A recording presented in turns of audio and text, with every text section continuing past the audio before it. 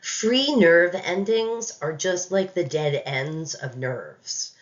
Free nerve endings are very common, but they're also not specific to the type of sensory input they receive. They can determine pain, temperature, touch, and some of the other general senses that don't require like specific anatomy. Free nerve endings, they're everywhere in your body, but they are more common in somatic tissues, skin, bone, and muscle, than they are in visceral tissues, squishy tissues. In fact, you have more sensory endings in your somatic tissues than you have in your visceral tissues overall. Free nerve endings for us in this class, we're usually going to use them as sensory neurons, bringing information into the brain. So information is traveling into the brain. There are also motor nerve endings, and we've already encountered those at the neuromuscular junction.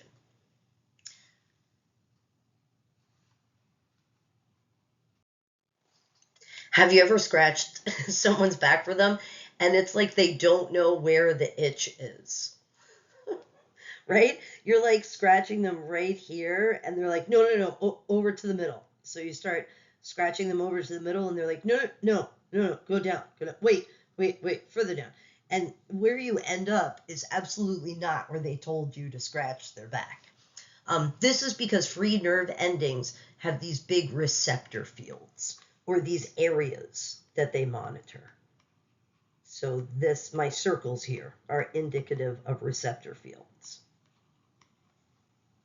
And this is a little caliper that's measuring my receptor fields. On your back, the receptor fields are really, really big, and they also overlap. So as someone scratches your back in one place, they inadvertently activate another receptor field, right? And then that one says that it starts to itch, and they tell you to move to the left. And then they hit another receptive field, and they tell you to move up, and it keeps on going. On your fingertips, you have very, very tiny receptor fields that do not overlap. And this allows you to have really precise sensation for touching things with your fingers, or for things touching your fingers.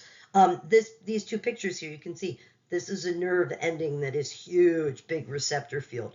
And that receptor field takes many free nerve endings on the finger. Nociceptors are pain receptors. They're usually free nerve endings. You have nociceptors more in your somatic tissues than you do in your visceral tissues. And this is why issues with squishy organs usually don't present painful symptoms until the condition has progressed, gotten pretty bad.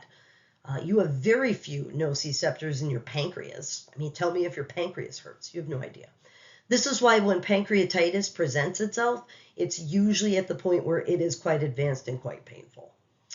Nociceptors, they can span really large receptor fields, and that can make pain a bad indicator of injury location. Also complicating things is that pain can feel like different sensations depending on the type of nerve that's damaged. So if I turn off my spinal cord stimulator, why would I do that? I would never do that. When I turn it off, this sharp slicing pain sets in on the back of my thighs. A burning ache sets in on my entire left leg, and then there is this intense pressure that's on my ankles and my knees. And these are all pain sensations detected by nociceptors. Okay, so nociceptors and thermoreceptors are both nerve endings, and those words, they indicate what those free nerve endings detect. Many times a free nerve ending that can detect pain can also detect temperature. Again, thermoreceptors are more common in your somatic than your visceral tissue, right? How hot is your pancreas? You don't know. I guess that's what we're seeing is that a pattern here is that when the somatic tissues, they have more sensation in general. And yes, that is true. That's true. Most thermoreceptors are in your cutaneous membrane or your skin, and most of them are concerned with sensing the temperature of the external environment. Once a sensory neuron is triggered by heat, and let's trigger this sensory neuron here, right? Trigger. Once a sensory neuron is triggered by heat, it sends an action potential. Here we go. It's my action potential. It actually sends an action potential all the way up to this part of the brain that's right here that's called the thalamus. And this is kind of like an incoming operator that says, where do I send your call? And what the thalamus does is it sends this incoming sensation of pain to a part of your brain called the somatosensory cortex. And what this does is it places meaning to an action potential that has been sent from your somatic tissues.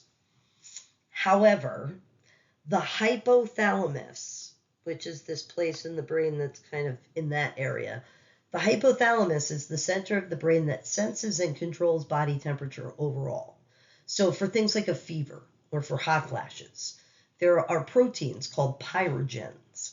And when you run a temperature, these pyrogens, they circulate and they stimulate the hypothalamus to raise temperature. In general, though, you have most of your thermoreceptors are in somatic tissue. You do have some thermoreceptors in your liver. There are some in your liver. Some. Very few. Your body also possesses chemoreceptors. They don't sense pain. They don't sense temperature. Chemoreceptors sense different molecules, such as carbon dioxide and oxygen. So right now, there are chemoreceptors in your aorta, which is this curvy thing that's coming out of the heart here. This is your aorta. There are chemoreceptors in your aorta and in your carotid arteries that are leading up to your brain.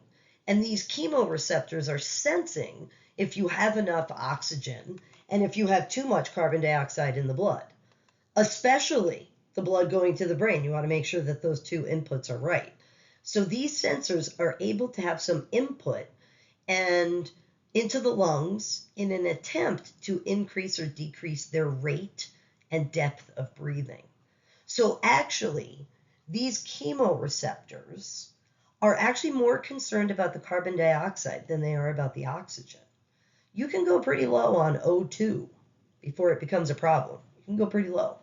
But carbon dioxide, it's poisonous at even the slightly highest levels. It is acidic, and it makes your blood acidic, and it changes your pH. Oxygen, the lack of or too much of, it doesn't do that.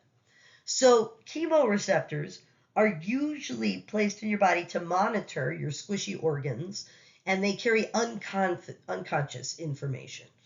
There are also things called baroreceptors, and they're also in key places to monitor blood pressure. Strangely enough, those are pretty much the same places that you're monitoring molecules like oxygen and carbon dioxide. The aorta and the renal artery, which accepts close to 25% of the blood coming from the heart and the aorta. The aorta and the renal artery are key places for baroreceptors, pressure monitors for your blood. You also have different types of baroreceptors in your skin. However, these are talked about in another mini lecture because those types of baroreceptors that are in your skin are not associated with free nerve endings. Those have really special endings to them dependent on the type of pressure they sense.